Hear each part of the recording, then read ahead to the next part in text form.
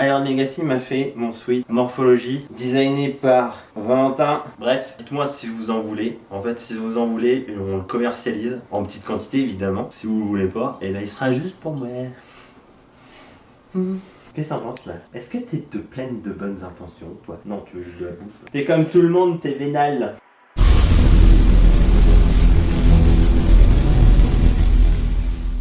Ok les mecs, bien le bonjour après une longue matinée en corvette. On a fait un petit tour de 300 km. Bref, petite nouvelle. Comme vous le savez, la semaine dernière, il n'y a pas eu de vidéo puisque on a sorti le dernier module, enfin c'est pas le dernier, mais c'est le dernier qui est sorti sur la formation. Et là, je m'attelle, vous voyez pas, mais je suis devant, à créer les programmes débutants, intermédiaires, avancés sur 4 et 5 jours. Alors, tout va sortir un petit peu au compte-gouttes. Je peux pas tout sortir d'un coup parce que sinon, ça va prendre trop de temps. Je vous tease un petit peu de ce qu'il y a dedans. Par exemple, pour le programme débutant, je suis reparti du début. C'est-à-dire que je pars du principe que vous n'avez pas jamais touché une barre, ou alors que vous avez touché une barre, oui, mais avec beaucoup de temps d'arrêt. Donc, je vous réexplique la surcharge progressive, ce qu'il faut faire, ce qu'il ne faut pas faire, quel programme vous allez prendre, quel format vous pourrez prendre, etc., etc. Vous savez, comme j'aime être très pointilleux et je vais pas vous balancer bêtement un programme, tiens, mange et puis débrouille-toi. Non, il y aura bien évidemment une suite pour vous faire évoluer, comprendre ce que vous faites. Je vous mets aussi des alternatives aux exercices, des alternatives moins nerveux. Vous allez comprendre tout ça. Bref, tout sera dedans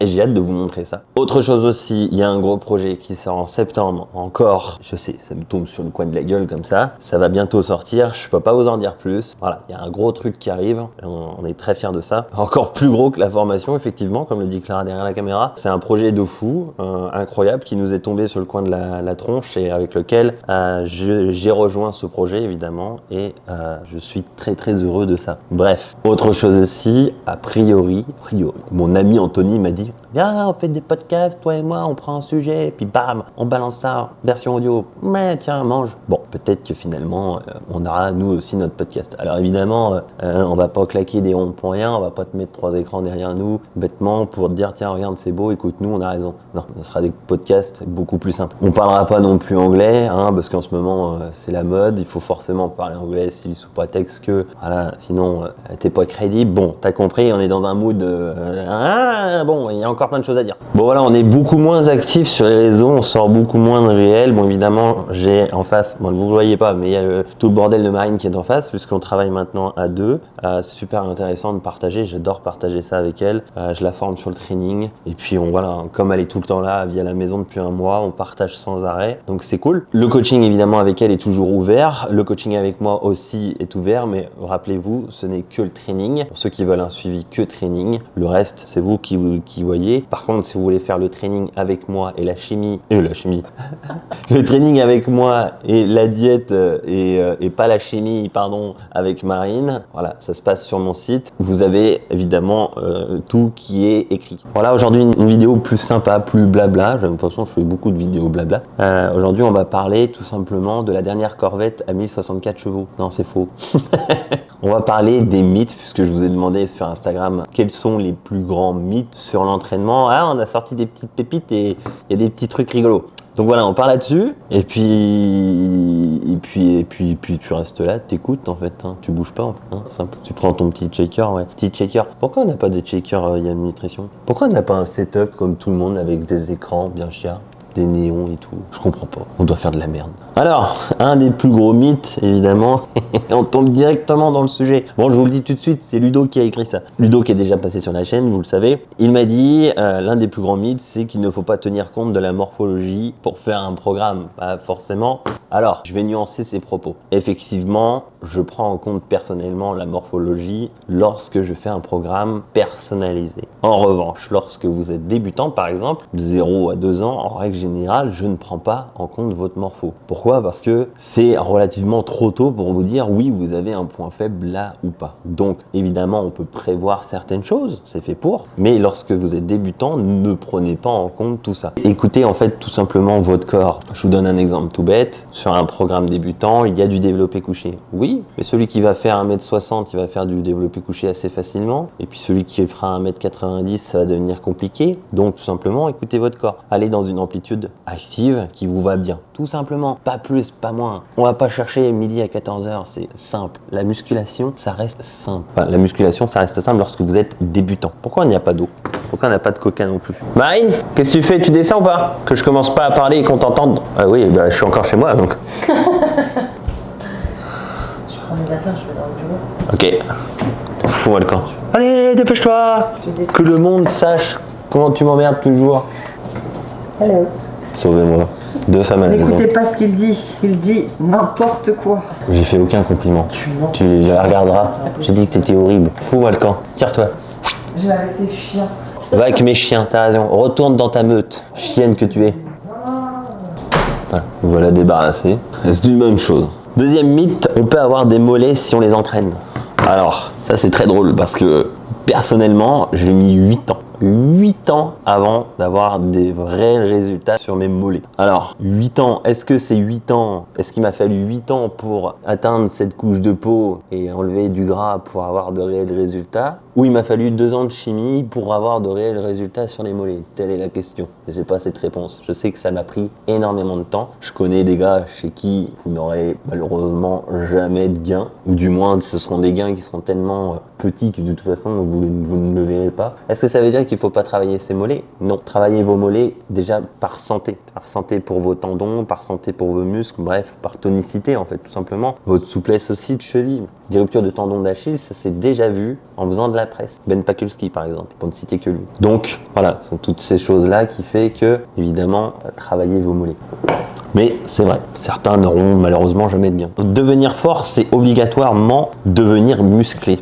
Devenir fort, c'est obligatoirement devenir musclé. Eh bien non, évidemment que non. Vous pouvez devenir peu fort et très musclé. Mais quand je dis peu fort, on s'entend. Je vais vous donner un exemple. Je sais que Sébastien Terrel regarde mes vidéos. Je me suis entraîné avec Sébastien. Sébastien, il fait le double de moi. Sébastien, malheureusement, n'est pas plus fort que moi, par exemple, sur les pecs. Est-ce que c'est une mauvaise chose? Absolument pas. Au contraire. Au final, sa marge de progression est bien plus grande encore que la mienne. Je sais que dans la tête des jeunes, c'est compliqué à comprendre ça, mais plus vous serez fort, plus ce sera difficile de progresser. Plus vous êtes fort, plus vous devrez mettre lourd. Et plus ça devient très lourd, plus c'est difficile de surcharger. Voilà pourquoi je vous dis de ne pas chercher la force si vous voulez devenir musclé. Votre force, ça doit être une conséquence de votre training. Donc oui, en comparaison à certains de mon niveau, je ne suis pas fort non plus. Seb l'est encore moins. Est-ce que c'est une mauvaise chose? Pas du tout. Au contraire. Moins vous êtes fort, mieux c'est. Alors on m'a dit aussi, s'entraîner beaucoup de fois dans la semaine fera qu'on gagne plus de muscles. Je pense que c'est un mythe. Alors j'en parlais dans le dernier réel contre Body Time. Je dis bien contre parce que là je suis littéralement contre ce qu'il raconte. Vraiment c'est une idiotie mais sans nom. On parle souvent de la fréquence, mais votre fréquence en fait elle est liée à votre niveau. Plus vous avez de niveau, plus la fréquence devra être un petit peu plus espacée forcément. Donc parfois entraîner un groupe musculaire par semaine, vous serez obligé en fait. Vous serez obligé parce que c'est difficile. Alors évidemment si vous écoutez Gundil, et c'est quelque chose que je vous avais jamais dit, mais pourtant j'en avais parlé dans l'une de mes vidéos, mes anciennes vidéos sur les jambes, s'entraîner sur des courbatures, ça a du sens, oui, sauf que lorsque vous faites une programmation, faut que ce soit très bien fait. Vous ne pourrez pas, sur le très long terme, et surtout quand vous avez du niveau, faire des séances lourdes, nerveuses, sur un même groupe musculaire, avec une fréquence relativement élevée sur une semaine. Certains le pourront, ce sera rare. Et je suis d'accord avec Geek and Fit, la fatigue fait partie des facteurs de blessure. Et il y a des fatigues que vous ne sentez pas, que vous ne voyez pas. Donc faites très attention à ça lorsque vous êtes débutant. Et évidemment que la fréquence est une très bonne chose. Avoir une fréquence élevée, c'est une très bonne chose. Plus vous vieillissez, plus vous devenez fort, moins ce sera possible. La tranche de rep pour la sèche et pour la masse. Ah oui, alors ça, c'est un vieux mythe. Alors, on va parler un petit peu histoire du body, c'est cool. Pour ceux, je pense qu'il y en a qui le savent, que je sais que je suis suivi par des personnes qui sont souvent plus âgées que moi. Souvent, on parlait de longues séries pour la sèche. Mais en fait, c'était lié aux bodybuilders d'autrefois et même encore aujourd'hui, puisque lorsque vous approchez évidemment votre compétition, oui, soulever lourd, ça devient dangereux. Forcément, vous devenez très fatigué. Et on en parlait tout à l'heure, la fréquence, elle, est relativement élevée parce que il faut s'entraîner. Et c'est là que ça devient très dangereux. Donc, moduler votre force, évidemment, aura du sens. Donc, il n'y a pas une tranche de rep spéciale qui va vous faire évidemment sécher, bien qu'il y a certaines études sur les longues séries qui pencherait sur le fait que vous pourriez brûler du gras localement. Mais encore une fois, c'est marginal en fait, tout simplement. Et non, il n'y a pas une tranche de rep spéciale masse, spéciale sèche, contrairement à ce que nous disait Buddy Time cette semaine. Les séries de 25, ça sert à rien alors que je n'ai jamais eu autant de résultats. Alors, il faut bien que vous compreniez, c'est la suite en fait, c'est la suite logique. Il faut bien que vous compreniez un truc, c'est que on est dans une mode. De ce que j'ai compris, il y a toujours eu des modes. Si on écoute Gun Deal depuis un moment, il y a toujours eu des modes. Le truc, c'est que si vous prenez juste Rudy, il a fait un article ou des centaines de vidéos où il vous disait forcément que les séries moyennes à longues étaient plus efficaces. Mais elles sont pas plus efficaces, elles sont juste beaucoup plus faciles pour progresser en fait. Encore une fois, c'est beaucoup plus simple de passer de 14 à la 15e rep plutôt de la 6 à la 7e rep. C'est comme ça en fait. Donc à partir du moment où la science vous a prouvé que de 6 à 30 répétitions c'était ok, attention, on n'a pas dit que au-delà de 30 ça ne vous faisait pas faire de muscles. À partir de là, si vous avez du niveau, peu de force, hein, tout ça est lié, attention, je nuance mes propos, ne me faites pas dire ce que j'ai pas dit, la force est liée. Vous voyez, aujourd'hui on est obligé de nuancer absolument tous nos propos pour éviter de se faire attaquer. J'ai même des lascars sur TikTok, je suis pas sur TikTok, hein, mais j'ai des lascars sur TikTok qui font des TikTok sur moi. Bref, des séries longues, moyennes à longues, lorsque vous avez du niveau, sera évidemment une très bonne chose pour vous. Pourquoi ? Parce qu'encore une fois, plus vous devenez fort, plus ça devient lourd, plus c'est difficile de surcharger. Donc visez des répétitions un peu plus longues. C'est la même chose que si vous allez de 10 à 30 reps à partir du moment où vous êtes proche, évidemment, de l'échec. Alors, on s'entend, si vous visez 6 reps, 6 à 10 reps, vous allez devenir plus fort que de 15 à 20. Oui. Est-ce que ça veut dire que vous ne prenez pas de force de 25 à 30 ? Pas du tout. Et ça, la science nous l'a déjà prouvé. Alors, je fais pas comme Geek and Fit, hein. Je vous cite pas toutes les études parce que sinon, les gars, j'en lis déjà une chier en plus de ça. Et je me fais pas chier à vous les mettre parce que de toute façon, vous n'allez pas les lire. Et je comprends que vous n'alliez pas les lire. Alors, un mythe qu'on m'a dit, mais là, on vient d'en parler, on peut cibler la perte de gras. Ben, techniquement, oui. Du moins, on a des études qui nous prouvent que oui. Qui nous prouvent, c'est un grand mot, attention. Qui nous dirait qu'a priori, ça serait possible. Tu peux changer la forme de tes muscles en fonction des exercices utilisés. Alors ça, les gars, j'ai eu affaire à quelqu'un il y a plusieurs années. Ce monsieur s'appelait Robert Breton. Je pense qu'il y en a certains qui vont connaître le nom, mais à mon avis, vous n'êtes pas tout jeune. J'ai eu affaire à ce monsieur. C'était une catastrophe. Il nous avait dit que les reps complètes, évidemment, avaient allongé son biceps. Bon, c'est quelqu'un qui avait déjà un certain âge. J'ai un très grand respect pour ce qu'il a pu faire dans sa vie. Absolument rien contre ça. Bon, évidemment, là, depuis, la science a avancé. On sait qu'une attache, c'est une attache et que le ventre musculaire ne grandit pas. Il s'épaissit, oui, mais il grandit pas.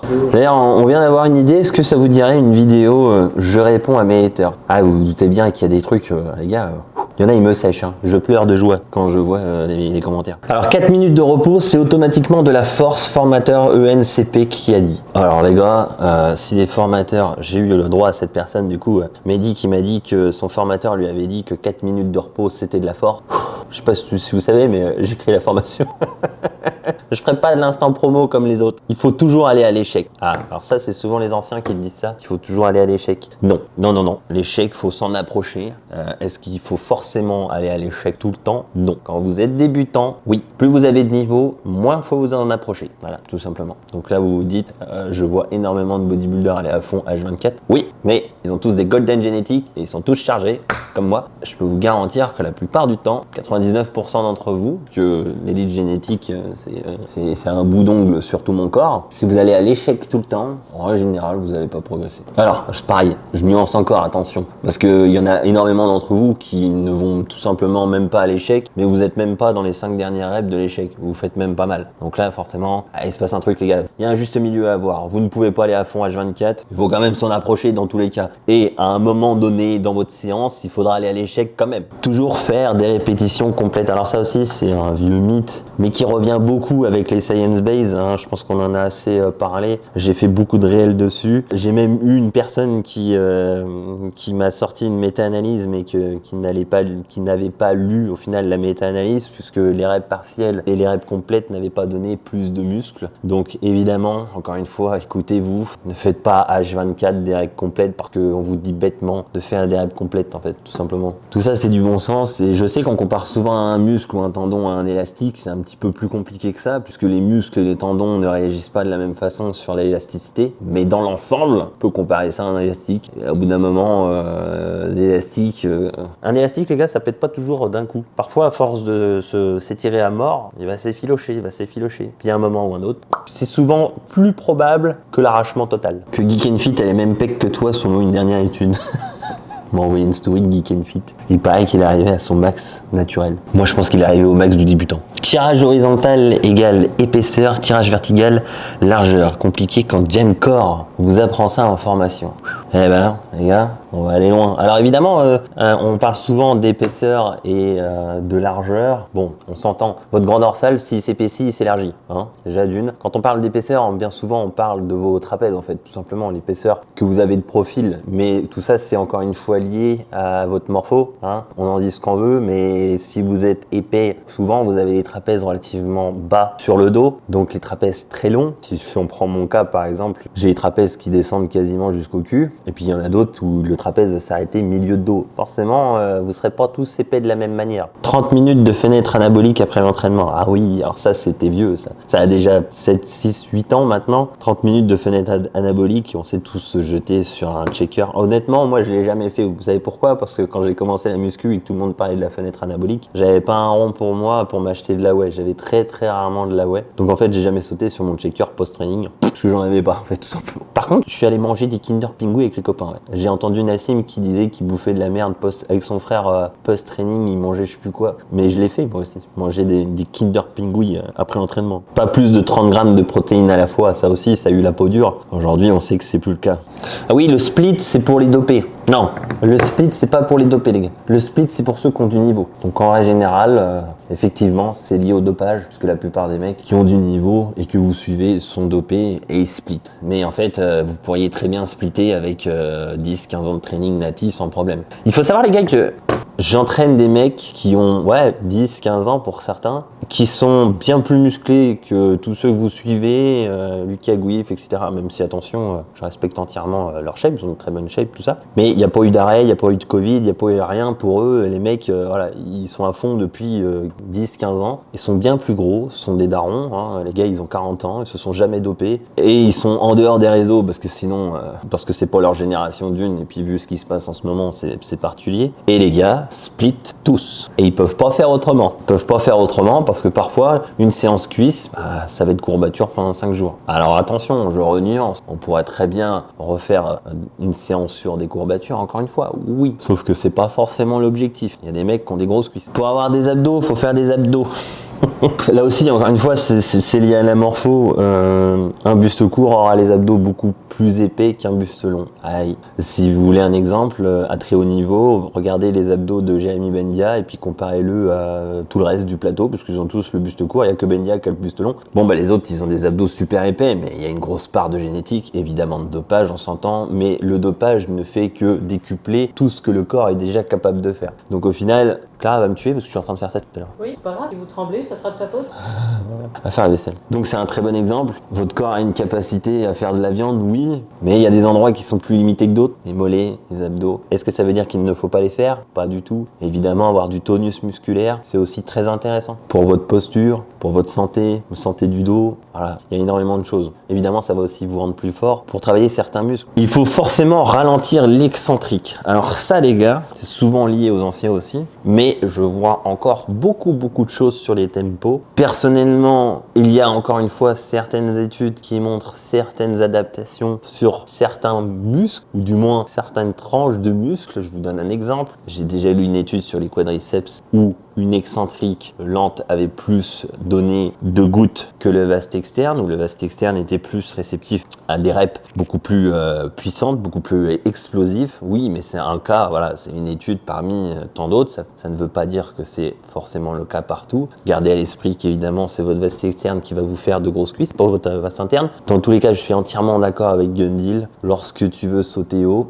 tu t'accroupis rapidement. Pour moi, c'est la même chose en musculation. Si tu veux développer de la force, il va falloir descendre vite, sinon ça va pas le faire. En fait, c'est toujours une question de action-réaction, hein, c'est toujours pareil. Certains ont beaucoup oublié qu'il y a force, puissance, c'est pas du tout la même chose. Et bloquer une rep en bas, avoir un tempo où vous descendez lent, c'est pas du tout la même chose. Est-ce que ça va vous servir à construire du muscle? Oui, ça c'est sûr. Est-ce que ce sera optimal? J'en doute. Alors attention, je renuance. Vous avez vu, on est obligé de nuancer tout. Le tempo aura du sens pour beaucoup de choses, mais ça restera pas aussi efficace que des reps explosives. Il y en a et mamie, et ça n'est très bon. Les coups des séries longues reviennent beaucoup quand même. Hein. Travailler avec une haute intensité ne va pas transformer le corps d'une femme en homme. Alors mesdames, non, évidemment que non. Si vous restez naturel, il n'y a absolument aucune chance que vous ressemblez à un homme, dans tous les cas. Hein, votre testo n'est pas du tout si haute que nous. Vous ne faites pas du tout de viande aussi rapidement que nous. Rien à voir. Évidemment, je vous encourage à faire ce sport. C'est un très beau sport. Ça sculpte votre silhouette pour une bonne sur la plage. Évidemment, il y a un gros côté santé, quoi qu'il arrive, quoi qu'on en dise. Si vous restez naturel, encore une fois, mais voilà, ça s'est jamais vu qu'en un an, vous n'aurez pas une mâchoire, vous n'aurez pas 45 de bras, c'est pas possible. Au-delà d'une heure d'entraînement, tu ne crées plus de muscles, alors ça aussi c'est un vieux mythe, néanmoins je rebondis quand même dessus, parce que je vois énormément de jeunes s'entraîner parfois 2h30, 3h. Mais c'est pareil, encore une fois, il y en a, ils font du soulevé de terre pour faire que des max et ça vous prend 45 minutes juste pour faire un exo et derrière vous enchaînez. Les gars, vous êtes juste grillés en fait, vous êtes grillés, ça n'a aucun intérêt. D'autres qui prennent, évidemment, on va pas citer celui que je vise, mais d'autres qui prennent 8, 9 minutes, vous faites quoi? Alors c'est assez drôle parce qu'autrefois, on nous disait allez les gars, faut y aller, no pain no gain, hein, ça vient de là. C'est-à-dire que les gars s'arrachaient à la salle, ils mettaient une intensité de malade, ils faisaient des giant sets, tout ce que tu veux, bref, évidemment ils étaient dopés, on s'entend, je parle des gros bien sûr. Et puis ça n'a pas tellement changé, les gros s'entraînent toujours de façon très basique, avec des séries relativement longues au final, si vous suivez le bodybuilding professionnel open de 112, bref on s'en fout, même classique, les mecs s'entraînent lourd, oui, par la force des choses, on en a déjà parlé, et ça reste des séries relativement longues. Quand tu vois, je regardais encore Hunter Labrada qui fait de la presse, il y a plus de 20 reps, mais le mec est à fond, et puis il est écrit en dessous top 7. Bon, voilà en fait. Et aujourd'hui, t'as des gamins qui restent 3 heures à la salle. Moi les gars, quand je m'entraîne avec des gros. Hein. Tous les jours, je les vois. 1 heure, 1 heure et demie, 1 heure, 20 minutes de posing, 10 minutes de cardio. Bisous, basta, à la prochaine. Et les mecs sont énormes. Bon, il y a quand même peut-être une piste. Au bout d'un moment, on va peut-être se poser des questions. Bon, on va rester là-dessus. N'oubliez pas, dites-moi dans les commentaires si vous voulez une vidéo je réponds à vos haters. J'aime pas le drama, mais j'aime pas l'imbécilité, j'aime pas l'idiotie gratuite. J'aime quand les mecs réfléchissent avant de parler. Alors, la plupart du temps, ils réfléchissent pas. Puis il y a des commentaires que je réponds pas. Jamais rien. Et il y a des commentaires que je ne réponds pas parce que bon, j'ai pas leur temps les gars. Hein. Puis, mais par contre, on peut répondre en vidéo, on peut prendre le temps de leur répondre en vidéo. Ouais mec, c'était encore une petite vidéo chill. C'est cool de toujours vous parler, même si je reçois évidemment beaucoup de messages. Encore une fois, je vous remercie. Il y a beaucoup de choses qui avancent. J'ai hâte de vous montrer ce qui va sortir. Ça va être super. Et puis les programmes aussi vont bientôt sortir. J'espère que tu as aimé ma belle table à 700 boules parce que Clara m'a fait chier avec cette putain de table. Elle n'était pas lasurée alors qu'elle coûte 1000 balles. 1000 balles. On a claqué 1000 balles dans une table. Et elle n'était pas lasurée. Mais c'est du chêne. C'est du chêne. Bon, on a claqué 1000 balles dans une table parce qu'à Noël, on sera nombreux. Il y aura une place de vide peut-être sur la table, donc peut-être faire un concours, faire gagner sa cousine, bref. D'ici là, prenez soin de vous, entraînez-vous bien évidemment. Et on se voit la semaine pro. Je sais pas si t'entends Néo ronfler, mais il m'agace fortement. J'ai l'impression que tu ronfles. Je tourne. Dis bonjour, dis bonjour. Oh oui, c'est mon bébé. Ouh, ouh, ouh, ouh. T'es comme moi, t'as les couilles à l'air, t'as pas peur de les montrer. Oh, c'est bien mon fils.